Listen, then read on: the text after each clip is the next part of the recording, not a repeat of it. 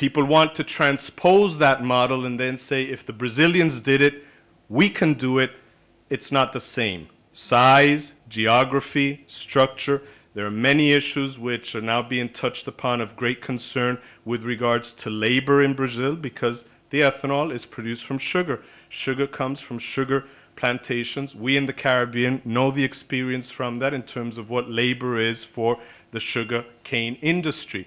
That is still a big problem, but eventually the Brazilians realize that that competitive advantage on labor is going to have to go away, because they can't continue to have an industry in the 21st century survive on literally what are semi-slavery conditions. And so on forth in many other countries. In the United States, the big component for ethanol is corn. And that's what we've all been seeing. And it's been corn as a result of a domestic policy in the US to subsidize many agricultural products, including corn, which has then been used at a minority level for many years for ethanol, and in the recent past as a boom. The second structural component is, what is this product we're talking about, and who is better positioned to be able to develop such an industry? Take you back, the initial component, in the case of the Caribbean and some countries in Latin America, and actually the second largest producer of sugar-based ethanol in the world after Brazil, which is the Philippines. But unfortunately, none of us look to the Philippines for that, because transportation costs would just eat up the competitive price. But in Europe, many of the countries source their ethanol imports not from the Americas, but from the Philippines. And those of you who studied your history here at UWI know that the other side of plantation model of development outside of the Americas was the Spanish in the Philippines up to the 19th century. It all starts with sugar.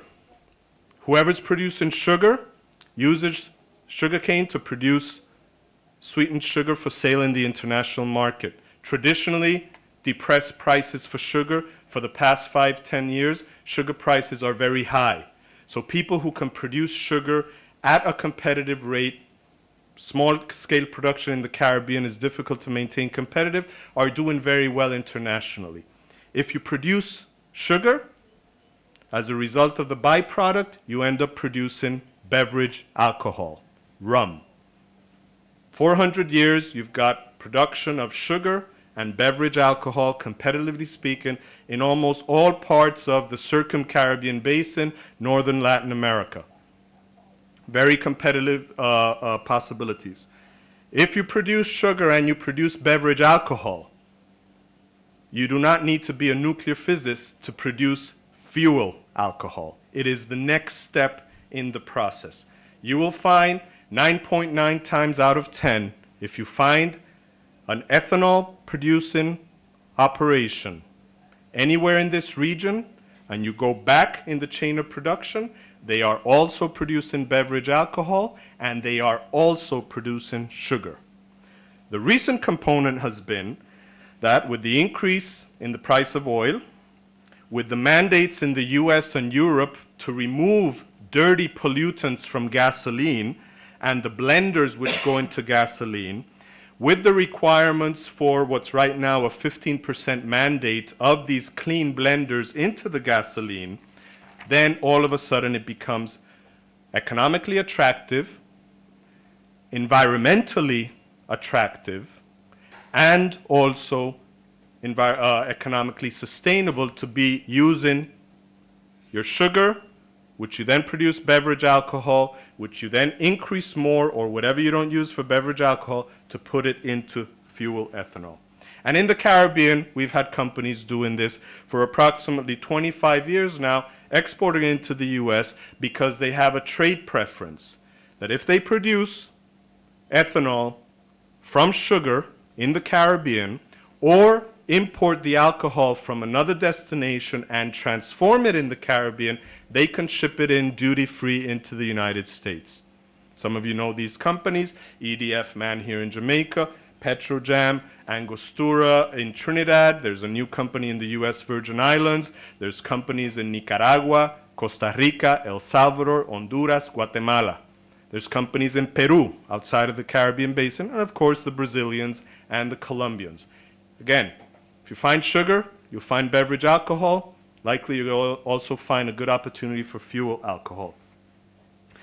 And what this means then is that that has provided a export possibility for these companies to export duty-free into the US, where there's now a growing demand for ethanol because of the mandates I mentioned, the environmental cleanliness, and the economic viability.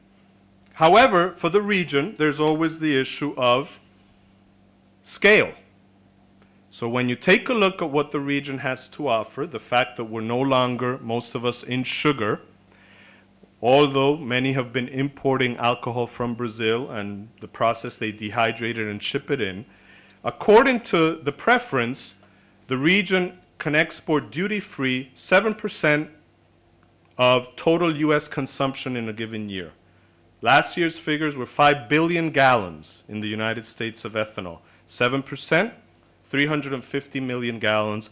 Last year, the entire region barely exported 245 million gallons. The entire installed capacity in the region, which obviously it's not functioning at 100%, is just under 500 million gallons. Because the quota is a percentage of consumption and that keeps growing, the curve is kind of steep. We figure that this year's figures, this year's consumption in the US is going to go up to 7 billion gallons. 7% is going to make the quota duty-free at almost 500 million gallons with an installed capacity which is still relatively small in the region. However, if you produce your ethanol strictly from sugar in your country, which at this point in time, the only country doing that in the entire region is Nicaragua, but does not export to the US, it exports to Europe, there is no limit on what you can export. So I'm sure, as many of you are thinking, and people in that business are already thinking, say, well, since Guyana and sugar are in a crunch because of the EPA, and the industry there is in trouble, and we've closed down sugar in Jamaica, we've closed down sugar in St. Kitts, maybe we should look to the possibility of developing that. And as many of you know, that's why you have a couple of Brazilian investors coming into Jamaica, looking at the Dominican Republic, which in theory should be the region's largest sugar producer, to the exclusion of Cuba, but they've got price and competitiveness problems, to look and see how you can take advantage of this opportunity, because it's pretty clear that no matter what happens with the price of oil, that demand for ethanol is always going to be there, because remember, it's a price factor, but also it's a regulatory mandate factor. Since it's a blender into the gasoline, it's always going to be a small component. So it is not price determinant,